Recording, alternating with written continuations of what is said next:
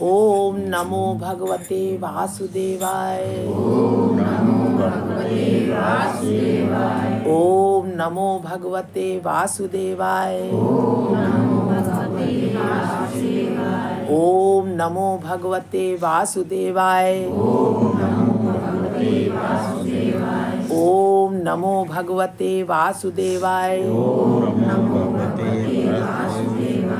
बोलो गोविंद तुम्हारी जय। सभी व्यक्त अव्यक्त, सभी संत ऋषि मुनि, महाप्रभु परिकर सभी अपना अपना आसन ग्रहण करें। हम सबको कृतार्थ करें प्रभु। सभी भक्तों के चरणों में हमारा कोटि कोटि प्रणाम। ये मस्तक ऐसे ही झुका रहे प्रभु। आप सब के चरणों की धूल प्राप्त होती रहे। बस और बस यही एक चाह, और कोई चाह नहीं।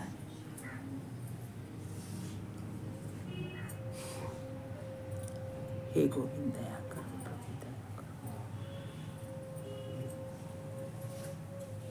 आज का वृतांत है राधा कृष्ण प्राणपति। कल का क्या था? सर्वाधिक आनंद। सर्वाधिक आनंद।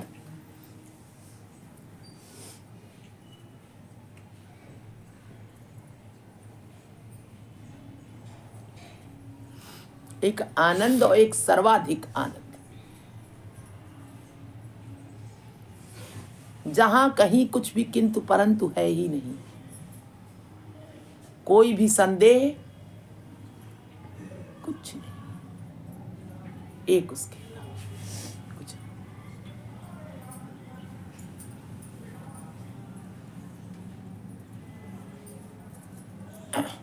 ये ऐसे जैसे बैठते ना तो पीछे वालों को चेहरा हमारा नहीं दिखता, तो ये ऐसे ऐसे आ जाओ। थोड़ा थोड़ा ऐसे ऐसे ऐसे ऐसे ऐसे ऐसे बैठो। इधर आ जाओ, इधर आ जाओ। हम इसीलिए सामने बैठ गए। हाँ, अंदर आ जाओ, अंदर बहुत जगह। यहाँ बैठ जाओ, आगे। यहाँ आओ बेटा, यहाँ आगे आगे आ जाया करो। पर थोड़ी सी जगह दे दो कि कोई आए तो प्रसाद रख दे, बाकी बैठो सब।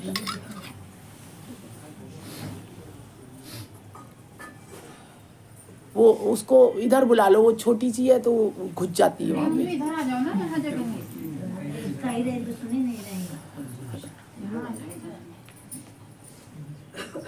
और भी लोग आ जाए यहाँ, और तो काफी जगह है अभी।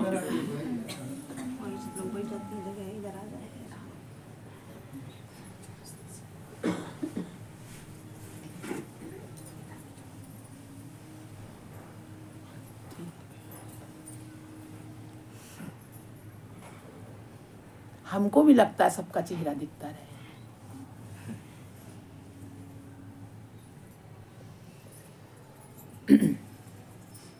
तो सर्वाधिक आनंद कल नरोत्तम दास जी बता रहे। देखिए ये चर्चा जो चलती है ये भगवान की, ये चर्चा का विषय नहीं, ये सर्वाधिक आनंद वास्तविक है जो कृष्णेतर कहा जा रहा है, बार बार कृष्णेतर।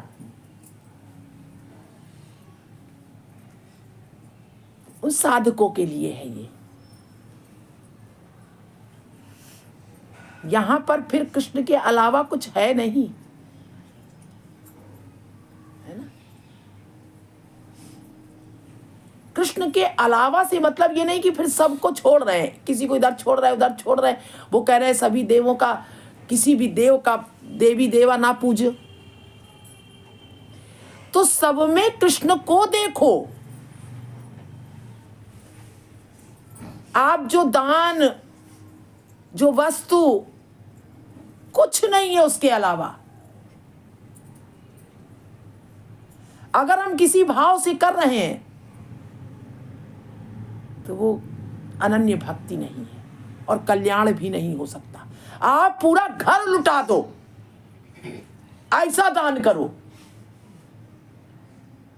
अगर कृष्ण की भावना नहीं है तो कुछ प्राप्त नहीं होगा। ये हम नहीं कह रहे हैं, ये भगवान स्वयं कह रहे हैं। वो कर्म कांड से कल्याण नहीं हो सकता, चाहे जितना करो, ये दान करो वो दान करो, है? गिनती से करो ना, ये अपने स्वर्ग आदि तक मिल जाएगा तुम्हें, तो क्या करोगे उसको लेकर के? फिर जाओगे और फिर आओगे, फिर यही भोगोगे आकर के। यही चाहिए तो यही करो। और कर रहे हैं, कह रहे हैं शत शत उपदेश सुनने के बाद भी जीव नहीं करता। शत शत कह रहे हैं नरोत्तम दास जी, ऐसे ही कह रहे हैं कि जगत तो ऐसे ही चला, सुनता है, सब सुनता है, लेकिन जो उसकी प्रकृति है वो बदलती नहीं। वो अपनी प्रकृति से मजबूर है। अनन्य शरण हो जाना, भगवान की शरण हो जाना इतना आसान भी नहीं है, क्योंकि भय, निर्भय नहीं हो पाता जीव। भय है उसको, भयभीत है।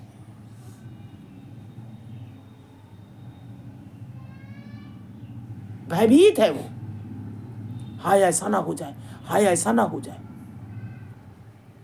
हमने कहा ना, जानबूझ के गुनाह करती हूं। कल वृतांत हुआ था कि वो संत जो थे वो जानबूझकर नरक में ही चले गए। उन्होंने जा रहे थे, भगवान के विष्णुदूत उनको ले जा रहे थे, विमान से ले जा रहे थे। वो संत थे, अनन्य भक्त थे भगवान के, और बीच में या बड़ी तेज तेज आवाजें आ रही थी, चीखने पुकारने की। अरे उन्होंने कहा ये कौन है? जब वो पूछने लगे तब तक वहां से आवाजें बंद हो गई आना। उन्होंने कहा ये कौन है? और अब तो ये आवाजें आना बंद हो गई। कह लगे वो आपका विषय नहीं है, और यहाँ नर्क है, तो नर्क में वो लोग अपनी जीव आत्माएं जो है वो अपनी यातनाएं भोग रहे हैं, और आपका तो वो मार्ग नहीं है, आप आगे चलिए। आपको तो विष्णु लोक में जाना है, गोलोक में जाना है, आप यहाँ क्या करेंगे नर्क में? तो उन्होंने कहा कि तो ये शांत आवाजें अब नहीं आ रही हैं। उन्होंने कहा बस आप यहाँ पर खड़े थे, आपके प्रभाव से ये नरक जो था पूरा जगमगा गया, पूरा का पूरा शांत हो गया। इनकी जो यातनाएं भोग रहे थे वो यातनाएं भोगना बंद नहीं, उन्होंने यम के दूतों ने उन्हें मारना काटना बंद नहीं किया, वो तो चल ही रहा था। लेकिन आपके प्रभाव से इन्हें वो कष्ट नहीं मिल रहा है, कष्ट की अनुभूति नहीं हो रही है, इसीलिए चीख नहीं रहे, ये पुकार बंद हो गई। दीदी ऐसे ही तो हम लोगों का भी है, आपकी वजह से हम लोग ने तो नरक में हम लोग भी जाते। बेटा ये भगवान की दया है, भगवान की दया तो दीदी है ही, लेकिन आप करने वाले सब आपकी दया तो भगवान तो वो भगवान ने कहा ना कि मैं ही बताता हूं। अब तुम लोग जब कहते हो कि आप, तो अब हम क्या सोच ले, हम तो हम ऊंचे सिंहासन पर बैठ जाए? नहीं, तुम भी यही सोचो कि तुम्हारा माध्यम इधर से चल रहा है, आप नहीं कहेंगे दीदी, लेकिन हम लोग लेकिन जानते हैं ये बात। हम तुम लोगों को ये बताता है कि ये वहां से चल रहा है, दीदी हम भगवान और वास्तविक ये वहां से आ रहा है ऐसे। भगवान को नहीं जानते थे दीदी पहले हम, लेकिन आपकी वजह हाँ, लेकिन वो जीवात्मा यही कहती है, हम तो भगवान को नहीं जानते थे। हम लोग तो आप ही को जानते हैं। उससे ये नहीं कहलाया जा सकता कि नहीं ऐसा नहीं है, ये सत्य है कि वो नहीं जानता, वो आत्मा, उसने प्रत्यक्ष जिसको देखा वो उसको जान रहा है। लेकिन वास्तव में जो जान रहा है वो कहेगा कि ये जिसको तुम देख रहे हो ये भी वही है, तब मंजिल पर पहुंचोगे। अगर वहीं अटक गए तो भी कल्याण नहीं होगा, किसी हालत में कल्याण नहीं होगा।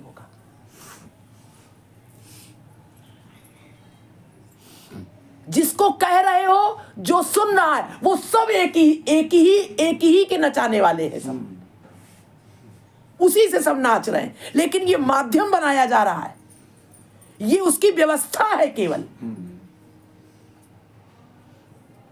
इस व्यवस्था को समझना होगा। यहां कोई छोटा नहीं, कोई बड़ा नहीं, कोई गुरु नहीं, कोई शिष्य नहीं, एक केवल बरसात होती है, वो माध्यम बना देता है, सबे रत नचावत राम गोसाई मार्केट की नहीं, वो माध्यम बना देता है। हैं? हाँ बेटा, लेकिन दीदी आपकी वजह से इतना आनंद है, बस हम तो जानते हैं। बहुत आनंद है, बहुत आनंद है, और इतना आनंद है कि सर्वाधिक आनंद है। सर्वाधिक हम लोग तो आनंद की परिभाषा ही नहीं जानते थे। कुछ नहीं जानते आनंद दीदी, क्या अभी नहीं होता है? जानते कुछ। बिल्कुल, हम सब कोई कुछ नहीं जानते, सिर्फ उस आनंद को थोड़ा सा छूते हैं, पहचानते हैं। उनकी दया से थोड़ा बहुत मिल जाता है, बस कुछ नहीं। लेकिन ये तब होगा जब तृणवत हो जाओगे, अपनी सत्ता को भूल जाओगे। मैं कौन हूं? हमसे कोई कुछ भी कर रहा है, हमें ना बुरा लग रहा है, हमें ना अपना भला लग रहा है। देखो भक्तवान, ये जो सत्संग, ये ऐसे नहीं है कि हमारे आचरण वैसे ही होते रहे। हमसे कोई, अब हमको कोई हमारा गला काट दे, कोई हमें कितना बुरा कह ले, आप लोग कह के देख लो, कभी परीक्षा करो ना हमारी, हमें गालियां दो, हमें उल्टा सीधा बोलो, भगवान से प्रार्थना करते कि प्रभु हमें वो क्षमता दो।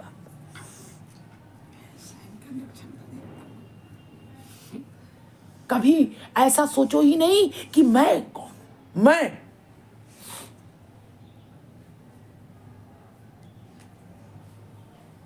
निरुपाधि हो जाओ, कह रहे भगवान, वहां प्रकट हो जाता है वो। हाँ बेटा, प्रकट हो जाता है। और तुम देखो, जितना तृणवत झुकने में आनंद है ना,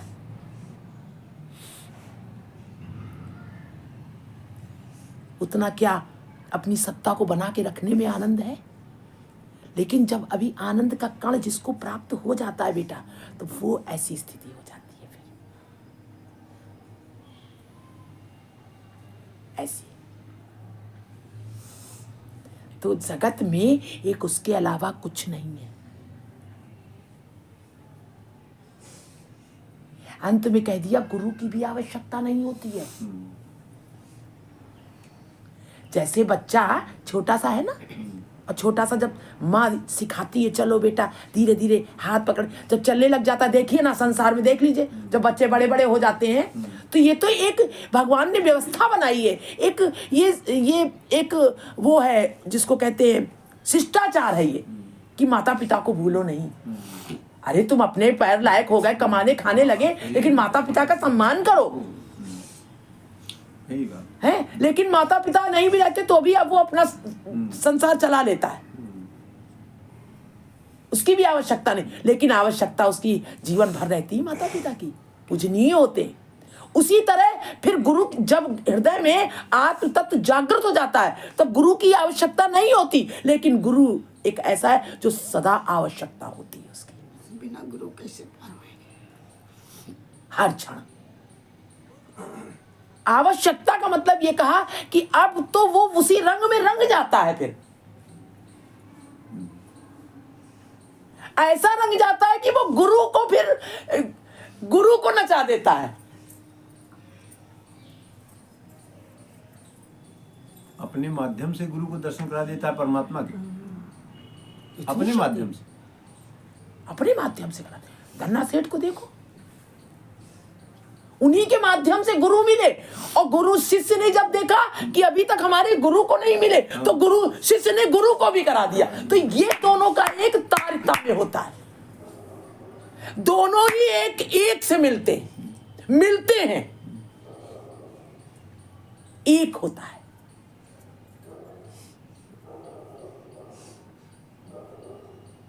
भगवान ने मानस में अगर शिष्य ने ये देख लिया कि जो मुझे मिला है वो अभी मेरे गुरु को नहीं मिला, तो वो शिष्य नहीं रह जाता है, वो उसको भी मिला देता है, वो सब एक हो जाते हैं। ये आध्यात्म ऐसा है। हाँ बताइए। यही बात मानस में भगवान ने कही है, मोरे प्रौढ़ तनय समज्ञानी। जो प्रौढ़ बड़े हो जाते हैं बच्चे, तो उनके लिए क्या कारण है कि मोरे प्रौढ़ तनय समज्ञानी और बालक सुत समदास अमानी। जो बच्चे होते हैं, सुत शिशु होते हैं, बालक सुत समदास अमानी, वो अमान बच्चे होते हैं, वो मेरे भक्त, वो उन पर मेरी दृष्टि रहती है, उनको मैं संभालता हूँ। और जब वो प्रौढ़ हो जाते हैं तो प्रौढ़ तरह से ज्ञानी लोग, उनको ज्ञानी कहा, बड़े बच्चों को उन्होंने ज्ञानी कह दिया, वो ज्ञानी हो गए। उनको अब मेरी दया दृष्टि तो रहती है, हाँ। लेकिन उनको मेरी ज्यादा आवश्यकता नहीं रहती। वो ज्ञान के बल पर वो ज्ञानी हो गए। लेकिन जो शिशु है उनको मैं संभालता हूँ। बालक सुत समदास अमानी, उनको भक्त कहा, उनको मैं संभालता हूँ। तो वही गुरु बन करके आता है, वो गुरु ही बन के आता है, उन बालकों को संभालता है। तब उसके अंदर इतनी करुणा और ममता और दया होती है, वो देखता है उनको, इनका क्या होगा, तब वो समदृष्टि रखता है। चाहे कोई उस लायक है या नहीं है, उस सबको एक सा ही भात परसता है। बिल्कुल। वो किसी को ये नहीं करेगा कि नीचे का जला किसी और को दे दे, ऊपर का किसी और को दे दे, वो एक सी वर्षा करेगा। अब ये अपना अपना पात्र है, जितना आ रहा है उतना ले रहा है जी, और ये भी जिम्मेदारी उसकी है। फिर जन्म होगा, दोबारा आओगे। और जिसको चिंता है कि अब इस समय मनुष्य योनि मिली है, इस बात को जो अच्छी तरह समझ रहा है, फिर वो कान खोल करके सुनता है कर्णपुटों से, और वो बिल्कुल वैसे ही चल पड़ता है, अक्षर से चल पड़ता है, किंतु परंतु नहीं करता वो। फिर वो इस जीवन को हल्के में नहीं लेता, फिर इसको बहुत महत्वपूर्ण के लेता है। और पहले वो हल्के, जब को पता नहीं है तब तक वो हल्के में लेता है, और फिर जब उसको मालूम हो जाता है गुरु के माध्यम से, तब वो समझता है अच्छा इतना महत्व है। तब वो समझता है कि अरे जो मैं क्रियाएं कर रहा हूँ, एक एक क्रियाएं, एक एक, इसका इतना बड़ा महत्व है कि फिर दोबारा मिले कि ना मिले ये शरीर, जो मर्जी में आई करे जा रहे हैं। तभी तो कहा है अब लो नसानी, अब ना नसइयो। बहुत बड़ी आध्यात्म, बहुत गंभीर, बहुत गहन है। इतना उसकी कृपा होती है तब समझाता है। नित्यानंद जी की जो चर्चा हो रही, इतने दयालु हैं, इतने दयालु हैं, ये क्या बताएं। आज हम नित्यानंद जी की चर्चा करने वाले हैं। बहुत अच्छा है। थोड़ा सा हम चाहते हैं कि नित्यानंद जी की के बारे में समझ लें। हाँ बिल्कुल समझाइए। बिल्कुल। तो अमीय निमाई जो हमारे पास चरित्र है, तो ये जान लो कि निमाई कौन है और निताई कौन है। वो तो हमने थोड़ी सी बात उस दिन समझाई थी, उनका चरित्र। तो राधा कृष्ण प्राणपति, आज ये प्रसंग था, लेकिन हम प्राणपति ही को अपने देखते हैं। हमारे हैं कौन प्राणपति?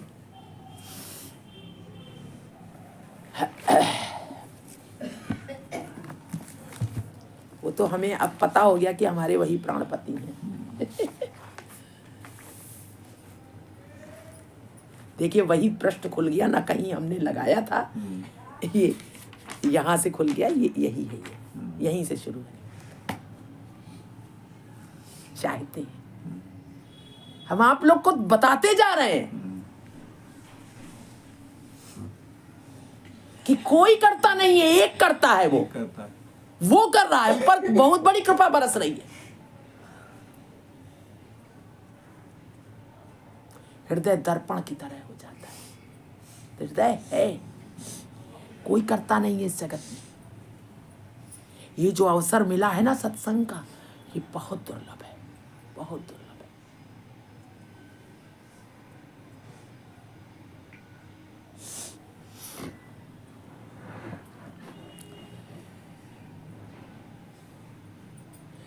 नाना वस्त्र, नाना वर्ण वस्त्रे पाग रुद्राक्ष तुलसी गले, नाके नथ कर्णते कुंडल, हासिया चले छे पथे, पायेते नूपुर बाजे, और केगो तुम जेनो मातोयाल, हमारे चेनो ना भाई बाड़ी एबे नदी याद, सदा ना चिताए नूपुर पाए, सुने छो नदे अवतार, श्री गौरांग नाम जार, अमी निताई तार बड़ो भाई।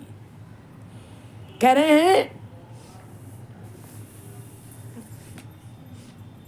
अब पीछे की चर्चा छोड़ दी, निमाई गौर की चर्चा हो रही थी। निमाई यानी महाप्रभु चैतन्य को कहते हैं निमाई, उन्हीं का नाम आगे चैतन्य हुआ, वही निमाई है, वही गौरांग महाप्रभु हैं, है ना, क्योंकि गौर वर्ण के हैं इसलिए गौरांग महाप्रभु हैं। निताई हैं, नीम के वृक्ष के नीचे माता शची के गर्भ से उनका प्रादुर्भाव हुआ, इसलिए उनका निमाई नाम पड़ा।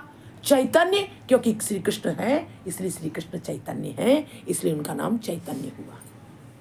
संन्यास अवस्था के बाद नाम बदल जाता है। नाम बदल जाता है, तब उनको नाम उनके चैतन्य गुरु ने हुआ। उनको चैतन्य नाम दिया। तो ये सारे तीनों नाम जो हैं ये सब महाप्रभु चैतन्य के हैं। अब निमाई तो हो गए, अब निताई, ये दो लोग हैं ना। इसी ज्येष्ठ मास में श्री नित्यानंद नवदीप आए। नित्यानंद, अब निमाई नहीं, नित्यानंद, निताई गौर। वर्धमान एक चाका गांव, एक चाका, कोई एक चक्रा कह देता है, कोई एक चाका कह देता है। एक चाका ग्राम में अवतीर्ण होकर उन्होंने अति अल्प वयस में ही गृह त्याग किया। अल्प वयस माने अवस्था, उम्र, अल्प माने छोटी उम्र में। कम, ये एक चका गांव के थे और वहां से ये आए कहाँ, नवद्वीप आए। नवद्वीप तो सब जान गए होंगे ना, बंगाल में है नवद्वीप, मायापुर में। चलना कभी हो के आए, हम तो देखा है, दर्शन कराए हैं, वहां भी एकदम वृंदावन जैसा है। महाप्रभु चैतन्य का जन्म स्थान। हाँ। तो वर्धमान एक चाका गांव में अवतीर्ण होकर उन्होंने अति अल्प वयस में ही गृह त्याग किया। एक सन्यासी उनके घर अतिथि बने, वो जो बताया था ना हमने कि एक सन्यासी आए थे उनके घर में। एक सन्यासी अतिथि बने और श्री नित्यानंद को उनके माता पिता से भिक्षा के रूप में ले गए। पुत्र की भिक्षा मांगने पर माता पिता उसे दान कर सकते हैं। माता पिता दान कर सकते हैं। अगर पुत्र की कोई भिक्षा मांगता है कि पुत्र हमें दे दो, तो माता पिता को अधिकार है कि अपने पुत्र को दान देना। आज के जीवों के लिए यह अनुभवनीय है, अनुभव किसी को नहीं। हाँ, दान आज भी कर रहे हैं। आज कहाँ कर रहे हैं? आप लोग सब जानते हो, सब कर रहे हैं दान।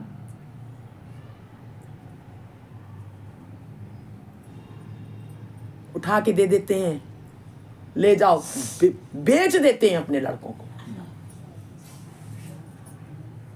धन दौलत में, विवाह करते हैं। किसी गरीब कन्या से विवाह नहीं कर सकते,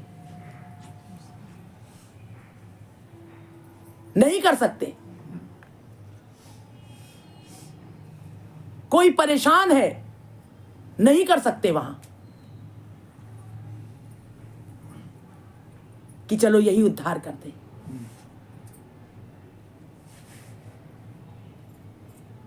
जहां हमारे अरे अपने से बढ़ करके हमारे पास कुछ नहीं है, लेकिन आ जाए बहुत सारा, यही इच्छा सब रखते हैं। कल्पनाएं मन में बना लेते हैं, बहू आएगी तो ये करेंगे, ये करेंगे, खोपड़ा करेंगे। और ये ध्यान रखना मेरी बात को कि जो ये करते हैं ना हम लोग कि इतना धन मिलेगा, वो कन्या आकर के कभी आपकी इज्जत नहीं करेगी। खुले शब्दों में बोल रहे हैं हम, और उनके दिलों से पूछ लो, वो कभी आपकी इज्जत नहीं करेगी, कभी आपका सम्मान नहीं करेगी, कभी आपकी सेवा नहीं करेगी। थोड़ी देर के लिए तो बहुत अच्छा लगेगा और समाज में भी बहुत अच्छा लगेगा। कहेगी सारा तो मैं लेके आई हूं। तुम्हारे पास क्या था? क्या था तुम्हारे पास? आज जो लड़कियां इज्जत नहीं कर रही हैं घरों में, क्या कारण है? कोई है ऐसा जो कहता है कि मैं कुछ नहीं लूंगी, कुछ नहीं चाहिए हमें, केवल कन्या का विवाह करो? पहले हुआ करते थे, लोग कहते थे, हम सुनते थे, हमारे बुजुर्ग कहते थे हमने 1 रुपए से विवाह किया है। कोई नहीं करता, बेच देते हैं अपने पुत्रों को। इसलिए सम्मान नहीं हो रहा है घरों में। अब क्या है, पहले तो लड़कियां दुखी थी, अब सास ससुर दुखी हैं, घरों में डर रहे हैं। सच पूछो तो ये बात है। भले अंदर अंदर मन में घुसेड़े बैठे रहो, हमें सब पता है, बहुत डरते हैं बेचारे माता पिता। जैसे रहते हैं उनकी आत्मा जानती है। और कानून ने भी ऐसा कर दिया कि उनकी वो दुर्दशा कर देगी लड़की, जेल में ही मौत होती है। हाँ, अभी एक बोल नहीं पा रहे माँ बाप। यहाँ हादसा हुआ था चौहान, और वो किस कारण से? कोई बात नहीं, वो सब तो बहुत चलता रहता है। किस कारण से बोल नहीं पा रहे? क्योंकि कमी तो हमारी है ना। हाँ बिल्कुल। बताइए भैया, आज आप खुल करके 1 रुपए से विवाह करें, केवल कन्या को भांवर फिरवाएं, फिर देखें कोई बोल ले। लेकिन ऐसा कर नहीं सकते, बहुत इसके लिए जिगर चाहिए। बाहर चले जाते हैं बच्चे पढ़ने, लड़कियां वहीं चली जाती हैं, और मजाल है माँ बाप कहने की नहीं बहू को भेजो यहाँ घर में रहेगी, वो नहीं कह सकते। सारा अधिकार खत्म हो गया माँ बाप का। सिर्फ धन दौलत ने सब अधिकार खत्म किया है। सारे संबंध, सारे प्रेम, सब नाटक चल रहा है केवल घरों में, कुछ नहीं है। शादी के बाद बच्चे भी फालतू की हंसी ही हंस देते हैं, बेचारे दया आती है। बनावटी हंसी हंसते हैं लड़के। माँ बाप से परेशान है, उधर पत्नी से परेशान है, खींचा तानी। एक घर की बात नहीं, पूरा समाज इसी में डूबा पड़ा है। खुश कोई नहीं है, दिखाई देता है। सच्चाई ये है, कोई बोलता नहीं है। मरवा देती हैं लड़कों को, मरवा देती हैं लड़कियां। कोई नहीं, आप बस अपने रहना चाहती। क्यों? कि आपने पहले देखा, वो बोलती है कि भाई मैं इस स्टेटस की हूँ, मैं ऐसी हूँ, मैं ऐसे नहीं रहूंगी, मैं कहाँ सेवा करूंगी, मैं क्यों करूँ? क्योंकि आपने चुना है। हाँ, आपने चुना है। अभी किसी शरीफ लड़की, बस बस इसके आगे कोई बात नहीं, हाँ, मुख्य बातें ये हैं, इसके अंदर बहुत सारी बातें हैं। मुक्त यही। मुख्य यही है कि हम धन दौलत के साथ विवाह करते हैं, हम इतने वैभव के साथ विवाह करते हैं, इसलिए ऐसा होता है।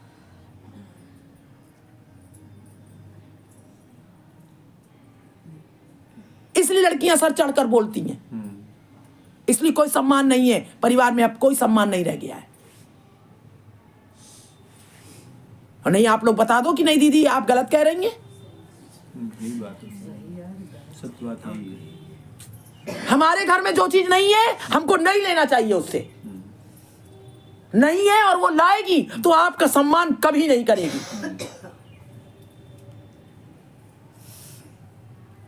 सारा लाती हैं लड़कियां, फिर अपमान करती हैं, कहती ये तो मेरे आने से इनका स्टेटस बढ़ा है, लेकिन हम उसको दूसरी तरह देखते हैं। हमारे लड़के का विवाह हुआ है इसलिए ऐसा हो गया, तो बाद में फिर देखो क्या भोगती हैं, कभी सम्मान नहीं करती। लेकिन हम समाज से लड़ लेना आसान नहीं है, इसीलिए भक्ति मार्ग बहुत सरल नहीं, बहुत कठिन है, बहुत कठिन है। क्योंकि समाज में हमें दिखाना है अपने लड़के की वैल्यू, हम उसके विवाह से दिखाते हैं। अरे वैल्यू तो उसके आचरण से होगी, वैल्यू तो उसके, अब क्या बताएं,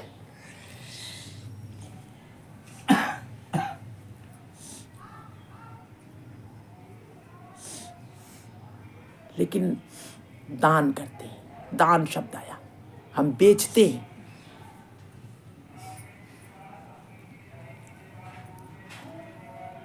बहुत सी जगह तो माँ बाप मना करते हैं कि हमें नहीं चाहिए कुछ भी, जबरदस्ती देते हैं उनके घर वाले,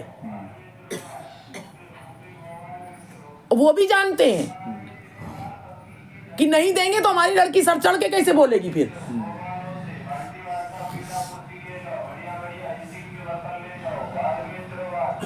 वो दशा हो रही है, आगे देखो अभी क्या दशा होनी है समाज की, कहीं प्रेम एम कुछ नहीं रह गया।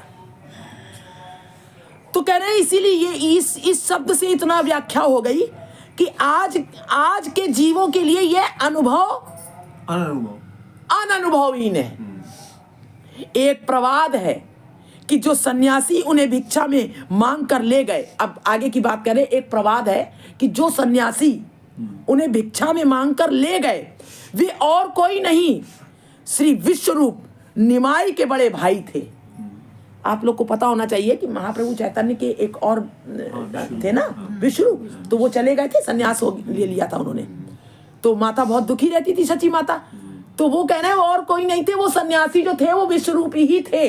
लेकिन इस बात का पूरी तरह से प्रमाण नहीं मिलता है, इसलिए किंतु इस प्रवाद का कोई प्रामाणिक मूल नहीं मिलता है। नित्यानंद इस प्रकार 20 वर्ष बहुत से तीर्थों में भ्रमण कर वृंदावन पहुंचे उन्हीं सन्यासी के साथ। कह रहे हैं वैसे वो विश्वरूप ही थे शायद, नित्यानंद को जो मांग लाए थे उनके माता पिता से। तो कह रहे हैं नित्यानंद 20 वर्ष कहाँ रहे, उन्हीं के साथ में, बहुत वर्ष से तीर्थों में भ्रमण कर वृंदावन पहुंचे। 20 वर्षों तक उन्होंने भ्रमण किया। वहां उनकी भेंट ईश्वरपुरी से हुई। ईश्वरपुरी उस समय का वृंदावन जंगलमय था, पूरा जंगल ही जंगल था, और उस जंगलमय स्थान में श्री नित्यानंद श्री कृष्ण को खोजते घूम रहे थे। नित्यानंद जानते हो, निताई जो महाप्रभु चैतन्य के जो बलराम स्वरूप है, उस समय नित्यानंद क्या कर रहे थे, भगवान कृष्ण को खोजते फिर रहे थे। ईश्वरपुरी उन्हें देखकर उनके मन का भाव समझ गए। ईश्वरपुरी उनके मन का भाव देख करके जान गए।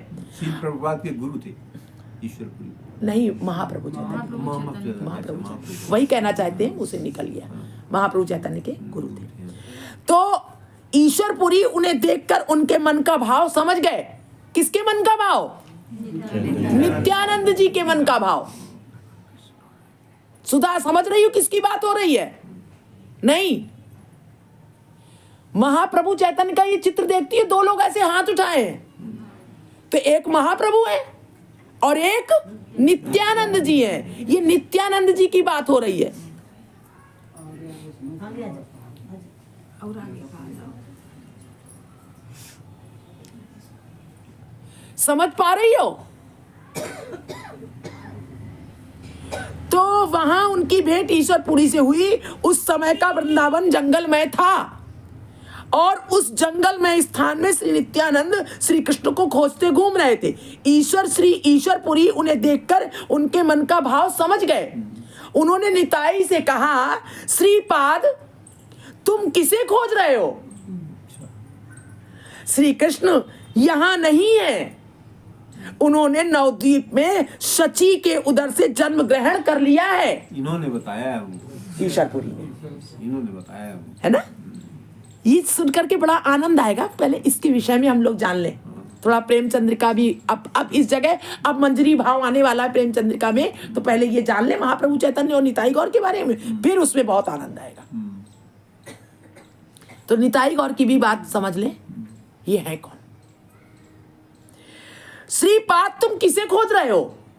श्री कृष्ण यहां नहीं है। उन्होंने नवद्वीप में शची के उदर से जन्म ग्रहण कर लिया है। अब उनका नाम निमाई पंडित है। क्या है? निमाई। कहा? महाप्रभु चैतन्य के लिए बता रहे हैं। और निताई गौर ढूंढ रहे थे भगवान कृष्ण को। तो ईश्वरपुरी कह रहे हैं कि अब वो नवद्वीप में है और सची माता के पुत्र होकर आए हैं। अब उनका नाम निमाई पंडित है। यदि तुम उन्हें चाहते हो तो वहां जाओ। निताई ये सुनकर तीर की तरह नवद्वीप की ओर दौड़े, तीर की तरह। तब तो पैदल यात्राएं होती थी। भूखे प्यासे दौड़ते चले जा रहे। नवद्वीप पहुंचकर निमाई पंडित का घर खोजते खोजते चलने लगे। श्री नित्यानंद का पूरा आश्रम का नाम कुबेर था। नित्यानंद जी का पहले आश्रम का नाम क्या था? कुबेर। उनका आनंद नित्य है। नित्यानंद जी का आनंद नित्य है, इसलिए उन्हें गुरु से नित्यानंद नाम मिला। गुरु जो थे उनसे उनको नित्यानंद नाम मिला। इस अवतार में वे बलराम हैं। नित्यानंद जी कौन है? बलराम है। और भगवान कृष्ण कौन हुए? महाप्रभु चैतन्य, छोटे भाई। रास्ते पर चलते चलते उसी बलराम भाव में भाव आ गया ना उन्हें, वास्तविक जो नाम था बलराम भाव में विभोर होकर निताई सोचने लगे, मैंने अपने अति प्रिय छोटे भाई कृष्ण को बहुत समय से नहीं देखा। समझ में आ रही बात प्रभा? पर अब अति शीघ्र देखूंगा, अब जल्दी देखूंगा। अब किस भाव में है? बलराम। बड़े भाई छोटे भाई, छोटे भाई से मिलने जा रहे हैं। ललक हो रही। अब उस भाव में आ गए। शरीर तो अभी मिला है ये यहाँ का, तो उसमें नित्यानंद नाम है उनका, गुरु ने रखा है। लेकिन अब भाव जो वास्तविक था वो आ गया। वे ये सोच रहे हैं, आनंद की तरंग उठ रही है और वे नृत्य करते करते जा रहे हैं। कभी जोर से उछल पड़ते हैं, कभी आनंद से जमीन पर लोट-पोट करने लगते हैं। लोग सोचते हैं ये पागल सन्यासी है, किंतु नित्यानंद ने लोकापेक्षा कभी न की। फिर मतलब लोग से कोई अपेक्षा नहीं कि हमें अच्छा कहे या हमें बुरा कहे। ये भक्त के ये लक्षण होते हैं। हमें कोई बुरा कह दे, हमें कोई अच्छा कह दे, हमें कोई कुछ भी करे, हम कभी ये नहीं कहते अरे हमें क्यों ऐसा नहीं। ये भक्त का लक्षण है। लोकापेक्षा कभी ना की। फिर इस समय तो इसके होने की बात ही नहीं। इस समय तो अब कोई बात ही नहीं है। वे नवद्वीप पहुंचकर निमाई पंडित का घर खोज रहे हैं, जैसा कि चैतन्य मंगल में लिखा है। अब ये हम बंगला छोड़ देते हैं। कारण जो भी हो, निताई निमाई के घर न जाकर श्री नंदनंदन आचार्य के घर अतिथि के रूप में जा पहुंचे। अब निमाई का घर तो मिला नहीं, लेकिन एक नंदनंदन आचार्य थे, यानी गुरु थे कोई, उनके घर अतिथि के रूप में जा पहुंचे। नंदनंदन आचार्य ने एक अति तेजस्वी सन्यासी देखकर उनका बड़ा स्वागत सत्कार किया। उन्होंने देखा बड़ा तेजस्वी है ये, आनंद में मस्त है, पागल जैसे नृत्य कर रहा है। एक सन्यासी ही सन्यासी को समझ सकता है। तो उन्होंने उनका बहुत स्वागत किया। श्री नित्यानंद आए, इधर नवदीप की बात सुनिए। नित्यानंद के नवदीप आने के 3-4 दिन पहले निमाई ने भक्तजनों से कहा, निमाई अब कौन? महाप्रभु चैतन्य ने 3-4 दिन पहले ही नवदीप में भक्तजनों से कहा था कि एक महापुरुष नदिया आ रहे हैं। नदिया, नवदीप को नदिया भी कहते हैं। एक महापुरुष आ रहे हैं यहाँ पे। जिस दिन नित्यानंद नवदीप पहुंचे उस दिन प्रातः निमाई ने पार्षदों से कहा, अपने जो इष्ट मित्र थे, मैंने रात को स्वप्न देखा है, वे महापुरुष इस नगर में आए हैं। महाप्रभु कह रहे हैं निमाई, तुम लोग तलाश कर उन्हें ले आओ। उधर वो ढूंढ रहे हैं, इधर ये ढूंढ रहे हैं। वे श्री बलराम लगते हैं, ये भी बता रहे हैं कि वो बलराम जैसे लगते हैं। ये कहते ही निमाई को बलराम आवेश हुआ। निमाई को, महाप्रभु चैतन्य को बलराम आवेश हो गया। इसके अंदर आवेश आ जाता है। वे हुंकार कर मद लाओ ये आज्ञा देने लगे। वारुणी पीते हैं ना वो बलराम जी, तो वो मद लाओ। आंखें लाल हो गई और वे बलराम की तरह बातें करने लगे। मद लाओ, इस आज्ञा का पालन कैसे करें? अब वो वारुणी उन्हें कौन पिलावे? भक्तजन सोचने लगे और कुछ तय ना कर पाए। श्रीवास बोले, प्रभु मद तो तुम्हारे पास है। अब श्रीवास आगे उठ करके आए, उनकी थोड़ी हिम्मत पड़ी तो कह रहे मद तो तुम्हारे पास है प्रभु। मद, श्रीवास पंडित कह रहे मद तो तुम। अब उन्होंने मद का अर्थ दूसरा लगाया। जैसे शराब का नशा होता है ऐसे ही तो मद, भगवान का मद। तो कह रहे मद तो तुम्हारे पास है। तुम जिस मद की मांग कर रहे हो वो हमें कहाँ मिलेगा? वो तो तुम्हारे ही पास है। आनंद तो तुम्हारे ही पास है, हमें कहाँ मिलेगा? हम कहाँ से लाएं? उनके ये कहते कहते निमाई की पुनः स्वाभाविक अवस्था हो गई। फिर उनकी शांत बाय अवस्था हो गई। आवेश आया था। तब वे बोले, तुम लोग जाओ उन्हें खोज कर लाओ, मैं उन्हें देखने को व्याकुल हो रहा हूं। यह सुनकर मुरारी, श्रीवास, मुकुंद और नारायण 4 जने उन्हें तलाशने चारों दिशाओं में दौड़ पड़े। अपराह्न में सब ने लौट कर कहा कि सारा नगर छानबीन कर देख लिया पर वे महापुरुष नहीं मिले। तब निमाई बोले, चलो हम सब चलते हैं। अब हम सब चलते हैं, उन्हें तलाश कर ले आए। सब चल पड़े। बीच में निमाई, चारों ओर भक्तजन। निमाई सीधे जाकर पहुंचे श्री नंदनंदन आचार्य के घर। सीधे पहुंचे जाकर के। अब बीच में निमाई और चारों ओर परिकर। सभी ने देखा कि घर के बाहरी भाग में एक सन्यासी बैठे हैं। वहीं पर एक सन्यासी बैठे, प्रकांड शरीर, उज्जवल श्याम वर्ण, पद्म चक्षु। श्याम वर्ण है, निताई का श्याम वर्ण है और पद्म चक्षु, कमल जैसे नेत्र। और वयस 30 या 32, गोविंद भगवान 30 या 32 वर्ष की हो। सिर पर नील वस्त्र है, नीला वस्त्र है सिर पर ओढ़े हुए। शरीर पर भी नील वस्त्र है, नीला वस्त्र पहने हुए। वे बैठे बैठे हंस रहे हैं, अपने आप हंस रहे हैं। यही नित्यानंद है जो हर समय आनंद में रहता है। कह रहे यही नित्यानंद है। विश्वंभर अर्थात निमाई सपरिकर प्रणाम कर उनके आगे खड़े हो गए। विश्वंभर महाप्रभु को भी कहते हैं विश्वंभर, जो विश्व का भरण पोषण करता है, कृष्ण परमात्मा। विश्वंभर अर्थात निमाई, महाप्रभु चैतन्य सपरिकर, जितने भी उनके परिकर थे उनके साथ प्रणाम कर उनके आगे खड़े हो गए। तब विश्वंभर कैसे लग रहे थे, यह बात चैतन्य भागवत में इस प्रकार वर्णित है। निमाई का अति सुंदर नागर वेश है। निमाई का, नित्यानंद निमाई का बदन देखते ही अपलक हो गए। नित्यानंद निमाई का बदन, अब जो नित्यानंद बैठे थे उन्होंने जब निमाई को देखा तो अपलक देख रहे, एकटक देख रहे हैं। लगा जैसे वे आंखों से निमाई की रूप सुधा का पान कर रहे हैं। महाप्रभु चैतन्य को देख रहे हैं निमाई और निताई, और देख करके जैसे आंखों से उनकी रूप सुधा उसका पान कर रहे हैं, यानी अमृत रूप उनका स्वरूप ऐसा अमृत जैसा, जैसे उसको पी रहे हैं। आनंद में जड़वत स्तब्ध हो गए, बिल्कुल जड़वत हो गए, ऐसे देख रहे हैं। क्रमशः निताई की आंखों से आनंद जल गिरने लगा। अब क्रम से ये सब हो रहा है और कह रहे हैं निताई की आंखों से अश्रु निकल रहे हैं। किसको देख रहे हैं? निमाई कौन है? महाप्रभु चैतन्य, उनको देख रहे हैं। उनके मन का भाव था कि उठकर निमाई को हृदय में भर लूं। निताई ये सोच रहे थे कि उठकर के महाप्रभु चैतन्य को गले लगा लूं, पर अवश हो जाने के कारण उठ नहीं पा रहे हैं। अवश है, बस में नहीं है। निमाई का नागर वेश है, निमाई का नागर वेश है, भक्ति उद्रेक करने वाला वेश नहीं है।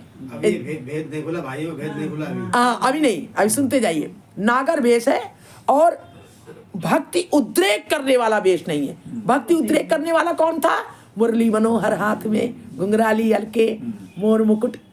अब वो भेष नहीं दिखाई दे रहा है। परिधान डोर कॉपी नहीं, हाथ में दंड कमंडल नहीं। उधर निताई स्वयं सन्यासी हैं। अब सन्यासी जो है वो सन्यासी ही को गले लगा सकता है, छू नहीं सकता है किसी को। अब इनका तो ऐसा भेष है, अब ये कैसे इनको गले लगा ले?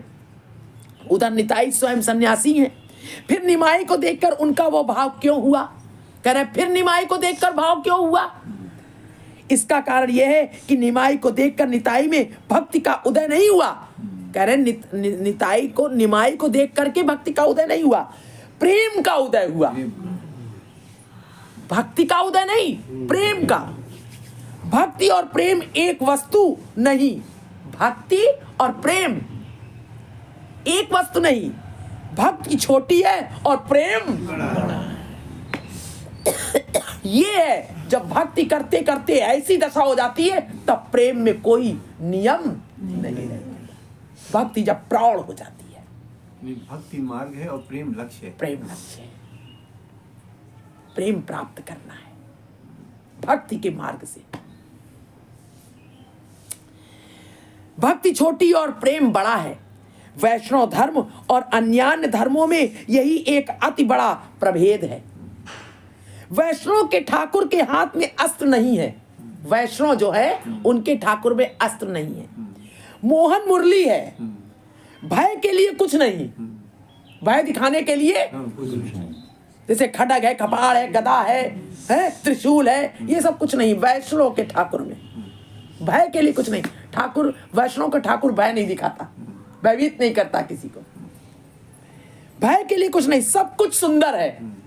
बोलो गोविंद भगवान की। शंख है ना, चक्र है ना, गथा है ना, पद्म है, मुरली मनोहर है, सब कुछ सुंदर है। उस ठाकुर का स्थान है पत्र, पुष्प, मयूर, कोकिल परिशोभित वृंदावन का यमुना पुलिन। और उस ठाकुर को पूर्णिमा की रजनी में नाच गाकर भजा जाता है, केवल प्रेम कर वश में किया जाता है। उस ठाकुर को केवल प्रेम करके, प्रेम नहीं है, कर्म से उसे कोई पा नहीं सकता, ज्ञान से उसे कोई पा नहीं सकता, छल कपट से कोई पा नहीं सकता, बड़े बड़े कर्म कांड करके, दान दक्षिणा करके कोई पा नहीं सकता, बिल्कुल सरल हृदय से पा सकता है। इस प्रकार कुछ देर चुपचाप ताकने निहारने के बाद निताई के हृदय का द्वार उद्घाटित करने के लिए निमाई ने श्रीवास को श्री कृष्ण का रूप वर्णन करता एक श्लोक पढ़ने को कहा। निमाई समझ रहे हैं कि निताई गले नहीं लग पा रहे मुझसे, और ये सारी बात समझ गए, ये सन्यासी हैं। अब ये और इनके अंदर ये समझ, ये सब रहे कि ये कृष्ण खड़ा हूं मैं। तो क्या कहा निमाई ने? श्रीवास को श्री कृष्ण का रूप वर्णन करता एक श्लोक, जो श्री कृष्ण का रूप वर्णन कर रहा हो, ऐसा का एक श्लोक पढ़ने के लिए कहा। किससे कहा? श्रीवास से। श्रीवास कौन थे? श्रीवास कौन थे महाप्रभु के? परिकर हैं सब उनके, पंचतंत्र में है ना वो। श्रीवास आदि रोज गाती है, 5 लोगों का ये 5 है इसमें। श्रीवास के ही आंगन में नित्य होता था, और जितनी चारों तरफ जो प्रचार करते थे ये लोग, तो श्रीवास के आंगन में ही महाप्रभु को सब जगह की सूचना दिया करते थे। वही सब चर्चा होती थी कि आज ऐसे ऐसे प्रचार किया, वहां ये हुआ, गोष्ठी होती थी श्रीवास के आंगन में। नारद जी के स्वरूप है श्रीवास। तो श्रीवास से कहा कि क्या करो, श्री भगवान कृष्ण की रूप माधुरी का कोई श्लोक पढ़ो, जिसमें ऐसा श्लोक हो जो श्री कृष्ण की रूप माधुरी हो, भगवान की रूप का दर्शन हो रहा हो। समझ में आ रही है बात? क्या हुआ?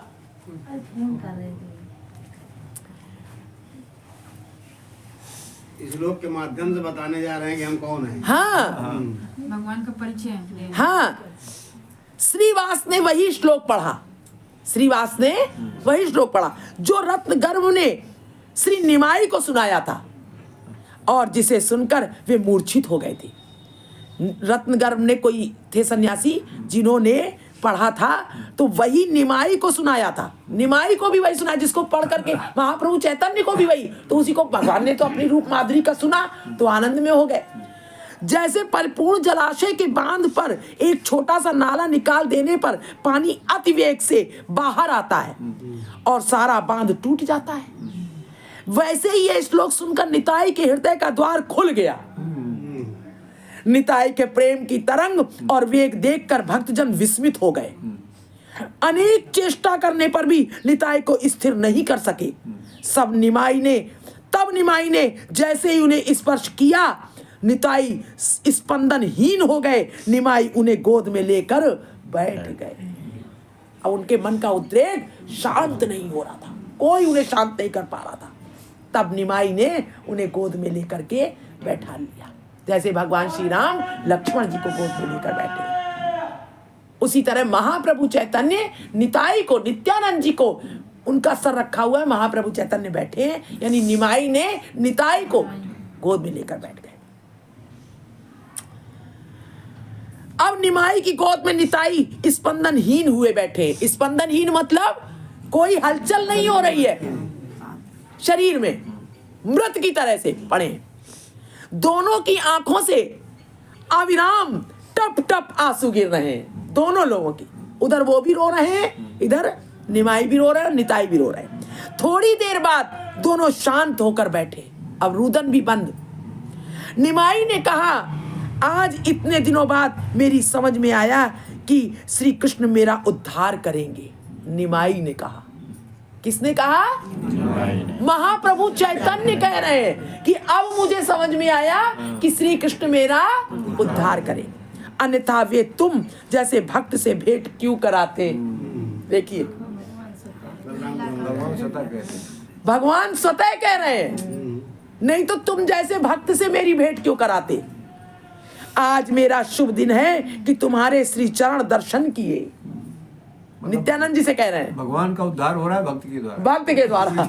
ये बाहर की दशा दिखा रहे हैं, और अंदर बड़े भाई के चरण भी छू रहे हैं। तुम में श्री कृष्ण की पूर्ण शक्ति है, कह रहे हैं तुम में श्री कृष्ण की पूर्ण शक्ति है। तुम इच्छा मात्र से 14 भुवन पवित्र कर सकते हो। महाप्रभु चैतन्य कह रहे हैं निमाई से, तुम्हारा आश्रय अमूल्य है, तुम्हारी शरणागति अमूल्य है। तुम्हारी शरणागति जो लेता है अमूल्य, इसका कोई मूल्य नहीं। जो तुम्हारा आश्रय लेता है उसके पास कभी कोई विपद नहीं आती। मैं तुम्हारा कृपा प्रार्थी हूँ। महाप्रभु चैतन्य कह रहे हैं, स्वयं कृष्ण कह रहे हैं। बात समझ में आ रही है? मुझ पर कृपा करने के लिए तुम दयामय हो, इसका परिचय दो। मुझ पर कृपा करने के लिए तुम दयामय हो, तुम्हारे अंदर दया है, इसका परिचय दो। स्तुति सुनते ही भक्त जन लज्जित हो जाते हैं। जितने भक्त हैं महाप्रभु चैतन्य को ऐसे कहते सुन रहे हैं तो उनको बड़ी लज्जा आ रही है। विशेषतः निमाई के मुंह से ऐसी स्तुति सुनकर निताई ने लाज के मारे गर्दन झुका ली। सारे परिकरों ने सर झुका लिया और निताई ने भी झुका लिया सर, नित्यानंद जी ने भी, कि देखो स्वयं कृष्ण हो करके और क्या कह रहे हैं कि दया करो मेरे ऊपर, अपनी दया का परिचय दो। हैं मेरे ऊपर का मतलब समझ रहे हो? संपूर्ण सृष्टि पर तुम दया करने के लिए अवतीर्ण हुए हो, निताई से कह रहे हैं। फिर धीरे धीरे अति नम्र होकर बोले, मैंने सारे कृष्ण स्थान देखे। फिर धीरे धीरे अति नम्र होकर बोले, मैंने सारे कृष्ण स्थान देखे, देखा कि सिंहासन खाली है, कृष्ण नहीं है। तब भले लोगों से सुना कि श्री कृष्ण यहाँ नवद्वीप में है, सुनकर बड़ी आशा लेकर आया हूँ। यह भी सुना कि नवद्वीप में हर संकीर्तन की बड़ी छटा छाई है। कोई यह भी कहता है कि स्वयं भगवान उस संकीर्तन में मिलकर भुवन मोहन नृत्य किया करते हैं। फिर यह भी सुना कि पापियों के उद्धार के लिए नवद्वीप जैसा और स्थान नहीं है। इससे मैं आशातुर होकर यहाँ आया हूँ, यहाँ अपने अदृष्ट यानी भाग्य की परीक्षा करूंगा। इसके बाद इशारे इशारे में दोनों के बीच में कुछ बात हुई, नित्यानंद जी में और निमाई पंडित महाप्रभु चैतन्य में, इशारे इशारे में। वो चैतन्य मंगल गीत में इस प्रकार वर्णित है, निमाई चांद खड़े हैं, निमाई निताई की आंखें मिली। बहुत दिनों बाद सुहृद के मिलने पर जैसा होता है वैसा ही इन दोनों के परस्पर दर्शन पर हुआ। एक दूसरे के मुंह की ओर देखकर दोनों ही टप टप आंसू बहाने लगे। चार चक्षुओं का मिलन होने चार चक्षुओं का मिलन होने पर निताई पलक गिराए बिना निमाई का मुख ध्यान से देखने लगे। भक्तजन दोनों का यह अरूप भाव देखकर मुग्ध हो गए। सबको लगा कि दोनों एकांत में बात करना चाहते हैं, सबको लगा कुछ एकांत में बात करना, किंतु सबकी उपस्थिति के कारण वो संभव नहीं हो पा रहा है। सबने समझ लिया हम लोग सब खड़े हैं, इसलिए ये देख रहे हैं, कुछ कहना चाहते हैं, बात करना चाहते हैं, लेकिन सबके साथ संभव नहीं हो पा रहा है। तब सब थोड़े हट कर खड़े हो गए। जितना परिकर था भक्तजन थोड़ा हट गए वहां से, किंतु दोनों की बातें सुनने लगे। हटकर खड़े तो हो गए लेकिन ध्यान दोनों पर ही था। निताई देख रहे हैं कि निमाई के अंग का वर्ण उनके कन्हैया की तरह काला नहीं है।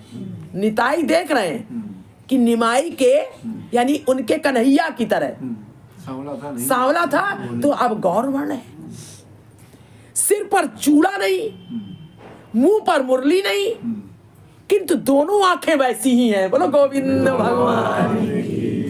नेत्र वैसे ही हैं लेकिन रूप वैसा दिखाई नहीं दे रहा है। यह देखकर कहने लगे, निताई थोड़े तोतला थे, निताई थोड़े तोतला थे। निताई इस पर निमाई का उत्तर, काका कानाए ना कि तुई रे कोई तोर चूड़ा वंशरी।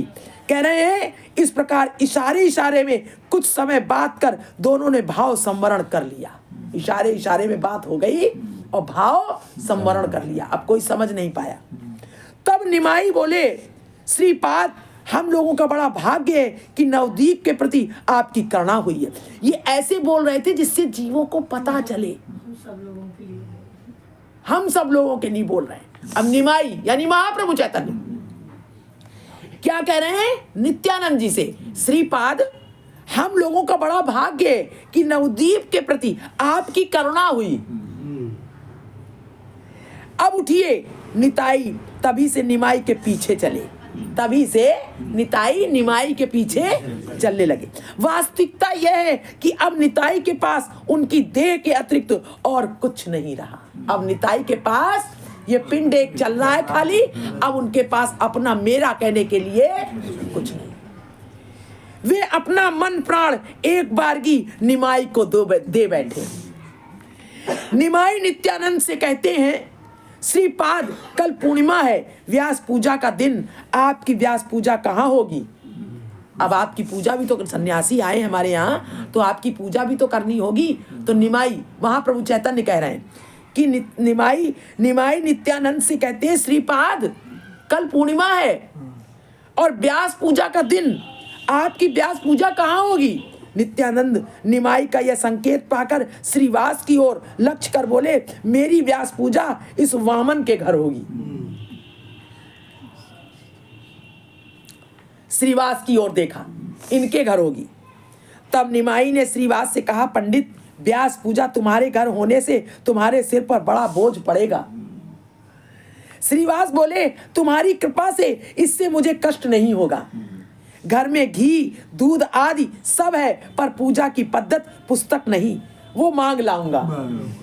इस प्रकार बातें करते हुए सब श्रीवास के घर आए गए। संध्या हो गई थी। श्रीवास के आंगन में प्रवेश करने के साथ ही साथ द्वार बंद हो गया और सभी आनंद में निमग्न हो गए। संकीर्तन आरंभ हुआ, रोज होता था ना वहां पर। निताई निमाई हाथ पकड़े नृत्य करने लगे। निताई और निमाई अब हाथ पकड़कर नृत्य करने लगे। नृत्य करते करते श्री गौरांग को बलराम भाव हुआ। गौरांग को, महाप्रभु चैतन्य को बलराम भाव हुआ और वे नृत्य छोड़कर विद्युत की तरह छूटकर विष्णु खट्टा पर जा बैठे। जहां पर पूजन होना था, व्यास पूजन, उस पे जा बैठे। वो बलराम का भाव हो गया। बैठकर आज्ञा करने लगे, मद लाओ मद लाओ। इस आज्ञा का पालन कैसे करें, इस पर सभी तर्क वितर्क करने लगे। श्रीवास ने एक उपाय सोचकर एक पात्र गंगा जल निमाई को पकड़ा दिया। बहुत अच्छा किया। श्रीवास बहुत चतुर थे, पंडित थे। हाँ, उन्होंने गंगा जल डाल करके एक पात्र में और निमाई को पकड़ा दिया। खुद नहीं दिया ना, निमाई को पकड़ा दिया। निमाई ने मध्य समझकर पी लिया। निमाई ने, अच्छा, महाप्रभु चैतन्य ने, अब आवेश में तो थे ही, उन्होंने मध्य समझ के पी लिया। और तभी निमाई को फिर भगवान आवेश हुआ। अच्छा, और तभी निमाई को फिर आवेश हुआ। बोले आज मेरा आनंद भरपूर हुआ, आज मेरे नित्यानंद आए हैं। अच्छा, कह रहे आज मेरे नित्यानंद आए, किंतु नाड़ा कहाँ है? अच्छा, नाड़ा मुझे क्यों गाया? नाड़ा मुझे छोड़ क्यों गया? वो हुंकार कर मुझे लाया, अब निश्चिंत होकर जा बैठा। अद्वैत प्रभु के लिए, हाँ, ये तो उचित नहीं है। हाँ, उन्हीं ने तो उनका प्राकट्य कराया है। तभी नाड़ा कह रहे हैं। महाप्रभु चैतन्य का प्राकट्य कैसे हुआ है बताएं आप सभी। अद्वैताचार्य जी बहुत शालिग्राम की पूजन करते थे और कहते थे कि प्रभु ये जगत बिल्कुल पापमय हुआ जा रहा है, इसका कल्याण करने के लिए आप प्रकट होइए। तब महाप्रभु चैतन्य प्रकट हुए, इस पृथ्वी पर आए। तो कह रहे हैं कि यह तो उचित नहीं। सभी अपने अपने मन में इस नाड़ा पर विचार करने लगे। अंत में श्रीवास ने साहस कर पूछा, प्रभु आप नाड़ा किसे कह रहे हैं? अब कह रहे नाड़ा कहाँ गया? तो कह लगे अब सब नाड़ा कौन है ये? तब श्रीवास आगे आए और बोले, प्रभु आप ये नाड़ा किसे कह रहे हैं? हम लोग नहीं समझे। इस पर निमाई बोले, मैं अपने अद्वैत को नाड़ा कहता हूं, उसी के निमित्त मेरा यह अवतार है। नाड़ा यानी नार से उत्पन्न होता है ना, उसी के निमित्त मेरा यह अवतार है। इस बार मैं वो भगवत भक्ति अति क्षुद्र, अब ध्यान से सुनना क्या कह रहे हैं। इस बार मैं वो भगवत भक्ति अति क्षुद्र अधम जीवों को भी बांटूंगा जो ब्रह्मा को दुर्लभ है। बोलो गोविंद भगवान की। अति अधम और क्षुद्र उनको भी वो भक्ति बांटूंगा आपकी मैं। कृष्ण कह रहे हैं वही तो आपने सबको दिया। सबको, कोई किसी को ये कहूंगा ही नहीं ये अधिकारी है और ये नहीं है अधिकारी। सब तुम जैसे कर्म करो, किसी ना किसी दिन तो तुम्हें आना पड़ेगा उसकी शरण में। उनको भी कृष्ण भक्ति बांटूंगा। थोड़ी देर भक्ति अति क्षुद्र अधम जीवों को भी बांटूंगा जो ब्रह्मा को भी दुर्लभ है। थोड़ी देर बाद श्री गौरांग ब्रह्म बाह्य ज्ञान पर पाकर श्रीवास से अब बाह्य ज्ञान, अब उनको बाह्य ज्ञान हुआ। अब वो आवेश जो था वो खत्म हुआ। फिर श्रीवास से बोले, पंडित मैं क्या प्रलाप कर रहा था? कह रहे मैं क्या बोल रहा था? अब वो आवेश खत्म हो गया। अब कह रहे मैं क्या बोल रहा था?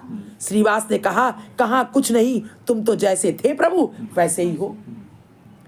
तब निमाई धीरे धीरे कहने लगे, मैं अबोध बालक हूं, यदि कुछ अपराध कर बैठा हूं तो तुम लोग कृपा कर मेरा अपराध मत लेना। निमाई कह रहे हैं, वो निताई कह रहे हैं, नहीं निमाई कह रहे हैं। महाप्रभु चैतन्य ही कह रहे हैं कि मैं अबोध बालक हूं, उम्र तो कम ही है ना उनकी, तो कह रहे मैं अबोध बालक हूं, मैं कुछ अपराध कर जाऊं तो निताई निमाई के दर्शन कर पहले प्राय सारा ज्ञान खो बैठे थे। थोड़ा जो था वो भी संकीर्तन और प्रभु के भगवान आवेश को देखकर जाता रहा। वो तो पहले ही अपने खो बैठे थे, अब ये दशा देख ली निमाई की तो अब तो बिल्कुल ही पगला गए। वो निमाई ओ निताई रात में जाने क्या सोचकर उन्होंने अपने दंड कमंडल तोड़कर फेंक दिए। अच्छा। वो सन्यासी भाव में थे ना, तो रात में उनको क्या आई कि अपने जो दंड कमंडल थे निताई ने तोड़कर फेंक दिए। 12 वर्ष की उम्र में निताई ने घर छोड़ा। 20 वर्ष दंड कमंडल लेकर कृष्ण की खोज की। बहुत दिन वृंदावन में तलाश की, नहीं मिले। कमंडल और दंड शुष्क संन्यास धर्म का चिन्ह मात्र है। शुष्क, यहाँ प्रेम नहीं है। वहां पे ये करो, ये ना करो, ऐसा करो, वैसा करो, ये नहीं करना चाहिए, वो नहीं करना चाहिए। तो कह रहे हैं कमंडल और दंड शुष्क संन्यास धर्म का चिन्ह मात्र है कमंडल। अब नवद्वीप आकर उन्हें अपनी वांछित वस्तु मिल गई, इसलिए तोड़ दिए। फिर दंड कमंडल की क्या आवश्यकता, इसीलिए उन्हें तोड़ फेंका। सुबह श्रीवास ने कहा कि निताई को जरा भी बाह्य ज्ञान नहीं है। निताई को श्रीवास ने बताया सबसे कि उनको बाह्य ज्ञान बिल्कुल नहीं है। उन्होंने व्यस्त भाव से यह बात श्री निमाई को बताई, महाप्रभु चैतन्य को बताई श्रीवास ने। प्रभु दंड कमंडल तोड़ने की बात सुनकर तुरंत आए। देखते हैं कि नित्यानंद अपने आप से बातें कर रहे हैं और हंस रहे हैं। दंड कमंडल भी तोड़ डाला है और अकेले बैठे बातें कर रहे हैं, हंस रहे हैं। कौन? नित्यानंद। नित्यानंद और निमाई देख रहे हैं, महाप्रभु चैतन्य देख रहे हैं और हंस रहे हैं। वो बाह्य ज्ञान बिल्कुल नहीं है, वो कुछ नहीं देख रहे हैं कौन आया कौन गया, क्या मतलब। निमाई के आने पर निताई उनके मुंह की ओर देखते बड़बड़ कर कुछ कहने लगे। निमाई के आने पर निताई, जब निमाई आए तो निताई निमाई को देख रहे हैं और कुछ बड़बड़ कर रहे हैं निमाई को देख करके, किंतु कोई उनकी बात न समझ सका। तब सभी निताई को लेकर गंगा स्नान को गए और निमाई ने अपने हाथों से निताई का दंड कमंडल जल में बहा दिया, जो वहां टूटा पड़ा था। सब महाप्रभु ने कहा चलो अच्छा, अब ये बिल्कुल बेहोशी की स्थिति में बड़बड़ कर रहे हैं, इन्हें कुछ समझ में नहीं आ रहा है और महाप्रभु सब समझ रहे हैं। तो अब उनको सबको लेकर कहा चलो गंगा स्नान करने चले। प्रातःकाल सब गंगा स्नान करते ही थे, हम लोग की तरह वहाँ गुसल खाने में थोड़ी नहीं करते थे। सब स्नान के लिए गए तो वहां पर महाप्रभु ने उनका जो दंड कमंडल था वो अपने हाथ से गंगा जी में बहा दिया।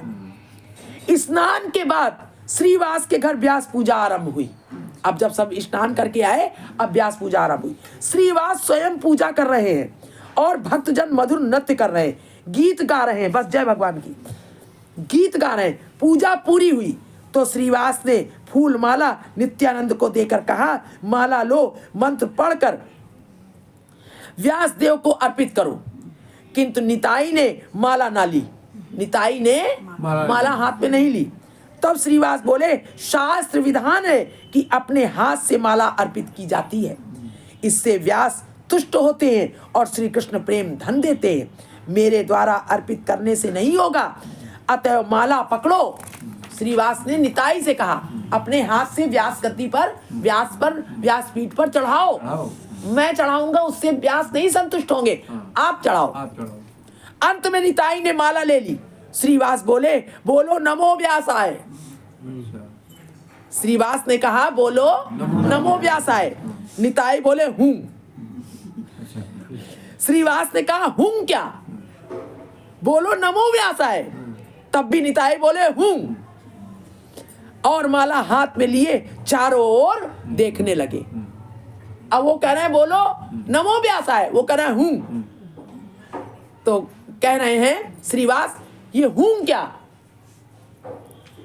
और वो माला हाथ में लिए नित्यानंद चारों ओर देख रहे हैं। इसका कारण था श्री गौरांग उस समय आंगन में दूसरी ओर नृत्य कर रहे थे। निताई निमाई को देख नहीं पा रहे थे। निताई जो थे वो निमाई को ढूंढ रहे हैं, वो देख नहीं पा रहे हैं, इसीलिए उन्हें खोकर चारों ओर देख रहे हैं। श्रीवास बोले श्रीपाद इधर उधर क्यों देख रहे हैं, ध्यान दीजिए, मंत्र पढ़िए। पर निताई अब भी इधर उधर देख रहे हैं। देखते देखते फिर वही हूं, फिर कहना है हूं। बहुत पीछे पड़ने पर निताई ने बिड़बिड़ कर क्या कहा, पता नहीं क्या बिड़बिड़ करी निताई ने, वही जाने, दूसरा नहीं समझ पाया। तब श्रीवास निरुपाय होकर उच्च स्वर से निमाई से बोले। अब कोई उपाय नहीं चला, तब ऊंचे स्वर से महाप्रभु चैतन्य से निमाई से बोले, प्रभु एक बार इधर आने की कृपा कीजिए। वहां नृत्य कर रहे हैं आप, इधर आइए, ये पगला गए हैं, इधर आने की कृपा कीजिए। अब भक्त जनों ने निमाई को प्रभु कहना आरंभ कर दिया है। अब इसके पीछे बहुत सुंदर चर्चा थी, तो महाप्रभु चैतन्य सब अपने दर्शन करा चुके हैं चतुर्भुज। तो अब प्रभु कहना, अब सबने उनको प्रभु कहना, निमाई महाप्रभु चैतन्य को प्रभु कहने लगे। अब तो कह रहे प्रभु, परिचित हो। हाँ परिचित हो गए। तो आरंभ कर दिया, प्रभु एक बार इधर आने की कृपा कीजिए। श्रीपाद व्यास पूजा नहीं कर रहे, सुन नहीं रहे और जाने क्या बोल रहे हैं, हमारी समझ में नहीं आता है। कह रहे हैं श्रीवास कि निमाई जो है वो व्यास पूजा नहीं कर रहे हैं और जाने क्या बड़बड़ कर रहे हैं, हमारी समझ में नहीं आ रहा है, आप एक बार यहाँ आइए। निमाई यह सुनकर दौड़ कर आए, निताई से बोले, श्रीपाद व्यास पूजा कीजिए। उस समय व्यास पूजा हो रही है या क्या हो रहा है, निताई को इसका कोई ज्ञान नहीं है। व्यास पूजा हो रही कि क्या हो रहा है। हाँ, जो लोग उनके सामने हैं उन्हें लेकर निताई का क्या होगा, और जो लोग सामने उनका क्या होगा, वो व्यास पूजा ही नहीं देख रहे हैं। निताई केवल निमाई की बात सोच रहे हैं, वो कृष्ण की बात सोच रहे हैं, मन में और कोई भाव है ही नहीं। निताई ने देखा कि वे जिन्हें क्षण भर के लिए आंखों से ओझल कर सारे आंगन में चारों ओर खोज रहे थे, वही निमाई अब सामने है। तब निताई के आनंद की सीमा नहीं रही। हाथ में व्यास पूजा के निमित्त जो माला थी वो झट से निमाई को पहना दी। बोलो गौरांग महाप्रभु की। जो व्यास पूजा के लिए थी वो माला निमाई को पहना दी निताई ने। उसी क्षण एक अद्भुत घटना घटी, निमाई षड्भुज हो गए, महाप्रभु चैतन्य 6 भुजाओं वाले हो गए।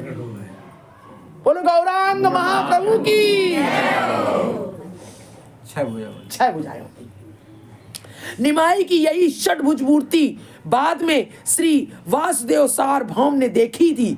ये बाद में अब आगे आएंगे तो ये मूर्ति उन्होंने देखी थी, दर्शन किया था, और दर्शन कर वही मूर्ति उन्होंने श्री जगन्नाथ मंदिर में स्थापित कराई थी। यही भगवान की मूर्ति जगन्नाथ मंदिर में स्थापित है, महाप्रभु चैतन्य की। वो मूर्ति आज भी वहां है जगन्नाथ मंदिर में। निताई निमाई की ओर देख रहे हैं, निताई जो हैं वो निमाई की ओर देख रहे हैं, महाप्रभु चैतन्य की ओर देख रहे हैं। यह षड्भुज देखकर उनकी पलकें स्थिर हो गई, वे कांपने लगे और मूर्छित होकर गिर पड़े। निताई ये 6 भुजा देख करके भगवान को और एकदम से महाप्रभु चैतन्य को देखते देखते निताई बेहोश हो गए। तब निमाई उनकी बगल में बैठे, उनके अंग पर श्री हस्त फिराने लगे, निमाई के, निताई के, नित्यानंद जी के, यानी बलराम के, भगवान कृष्ण। श्री हस्त स्पर्श से निताई ने थोड़ी चेतना पाई, पर वे पड़े रहे। निमाई उनके अंग पर हाथ फिराते फिराते कहने लगे, श्री नित्यानंद उठो। कह रहे नित्यानंद उठो, संकीर्तन करो, जीवों को प्रेम दान कर उद्धार करो। कह रहे महाप्रभु कह रहे उठो और जीवों को प्रेम दान करके उद्धार करो।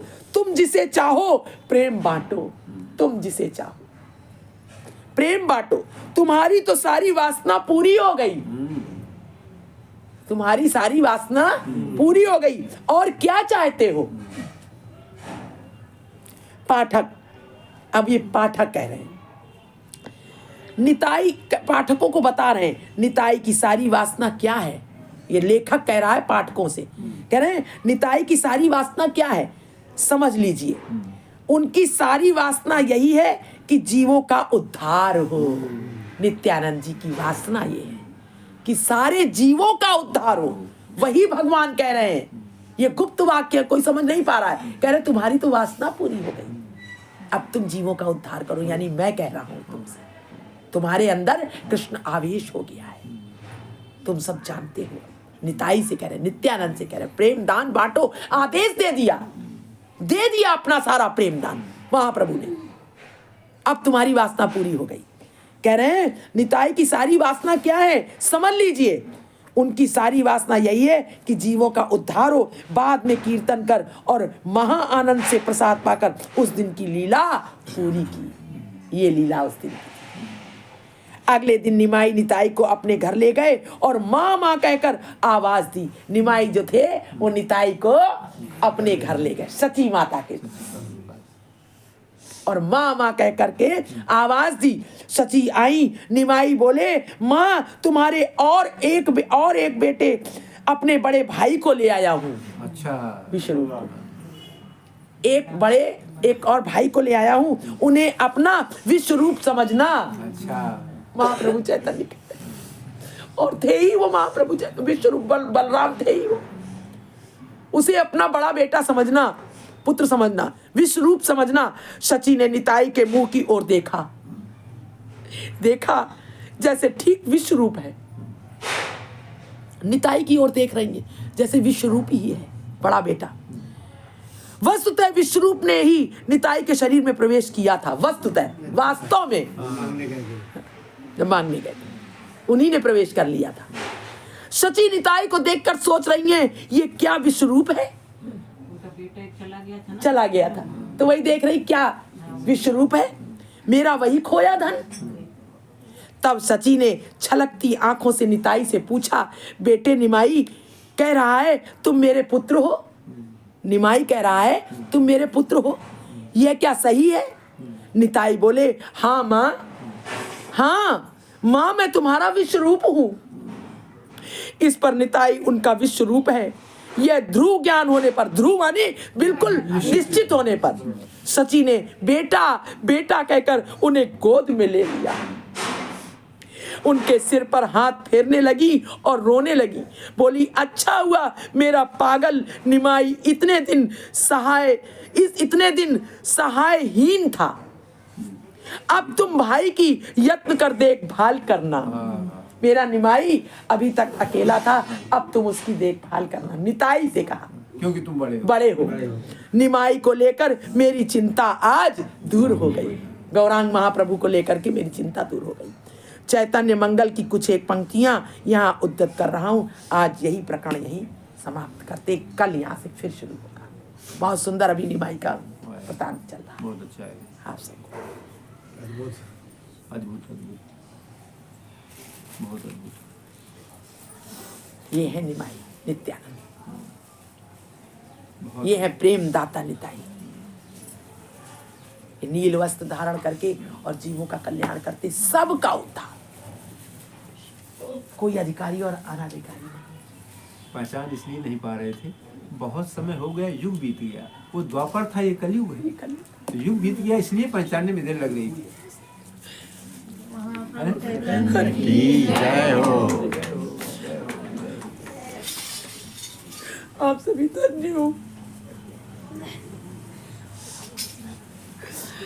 ये तो उनकी कृपा है जो हम सब पर अवतरित हुई है और हम सब का कल्याण करने के लिए ये सत्संग प्रकट हुआ है। ये प्रकट हुआ है, ये आवेश में उनका ये आवेश प्रकट हुआ है जो हम सबको अदृश्य होकर के हम सब पर कृपा कर रहा है।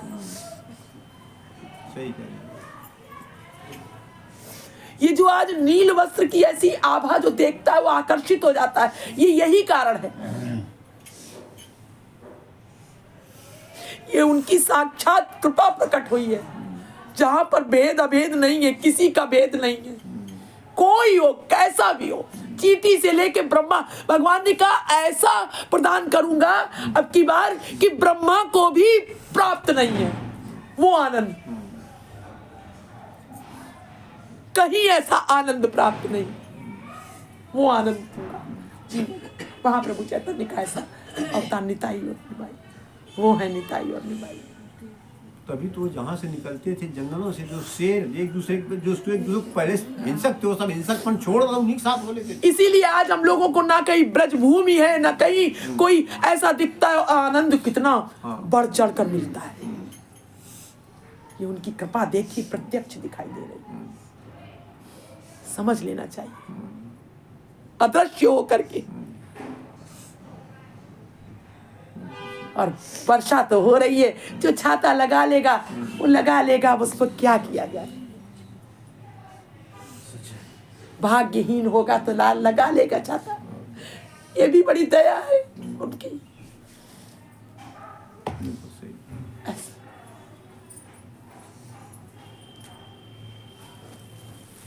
बोलिए सद्गुरुदेव भगवान की जय। दीदी अपने आज देखे मंदिर में ये महाप्रभु चैतन्य की बहुत पहले भी 50 साल पहले ये सुनाया जाता था, तो वहाँ सब जितने आते थे सब अपना अपना विरक्त वो जो थे वो होम्योपैथी वाले बाबा दवा देते थे, वो बताया करते थे। अब तो चले गए, कह रहे थे कि बस ऐसा लगता था कि वो दीदी दवा देते थे, उतनी ही दवा के पैसा लेते, कह रहे थे मुझे कुछ नहीं चाहिए, इतना विरक्त हो वो गए। बहुत विलक्षण है स्थिति, ये बड़ी कृपा से प्राप्त होता है। ये जो हम लोगों को प्राप्त होता है बहुत दुर्लभ है, बहुत दुर्लभ, अति दुर्लभ। देखो कहाँ वृंदावन बसा दिया, ब्रज बसा दिया, गिरिराज जी बैठ गए आकर, ये प्रमाणित किया, गिरिराज जी ने प्रमाणित किया ये ब्रज। अब भी हम लोग कहीं और फंसे रहे, चित्त में कृष्णेतर कुछ करें तो बड़े दुर्भाग्य है। इसलिए कहते सबसे प्रेम करो भाई, ये समय दोबारा नहीं मिलेगा। कहते ना भाई बहनों में सद्भावना बढ़े, तुम्हें कोई कुछ कहे कोई कुछ करे, सबसे प्रेम कर लो, प्रेम कर लो, ये अवसर दोबारा नहीं मिले। दुर्लभ वस्तु वही है कि हम लोग बालक समझ के कांच का, वो हीरा को कांच समझ के खेल लेते हैं। ये जो शिक्षा मिल रही है ये यूं ही नहीं मिल रही, उनकी कृपा से अवतरित हुई है। बोलो गोविंद भगवान।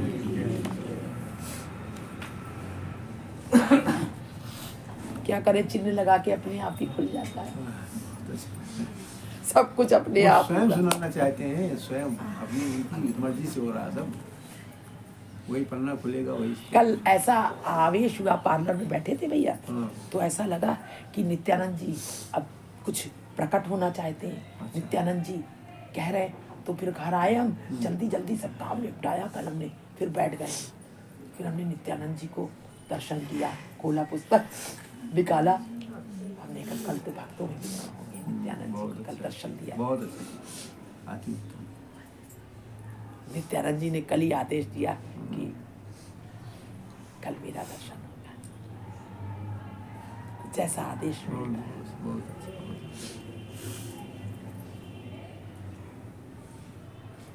भगवान कहते ना अधूरा नहीं रखते, सब बिल्कुल यथार्थ में ज्ञान होना चाहिए, सत्वास्तविकता में क्या है।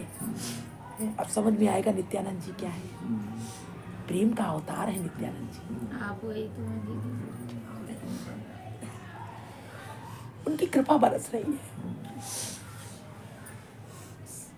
बोलो गोविंद भगवान। बेटा ये कर लीजिए, थोड़ा विलम्ब हो जा रहा है,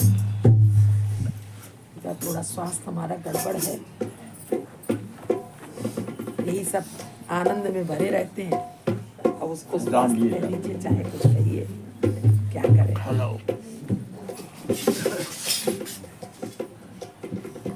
हम तो यहाँ तक कह देते हैं, जाओ ना बताओ जाके ना ये पिंड को क्यों ले जा रहे हो। बहुत सही, जाओ जाओ, आप स्वयं बताओ जाके। जाओ।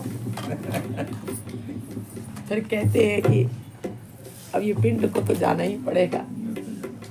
ऐसे पड़े रहते हैं, बिल्कुल हमको लगता है जैसे क्या करें, इतना आनंद बरसता है।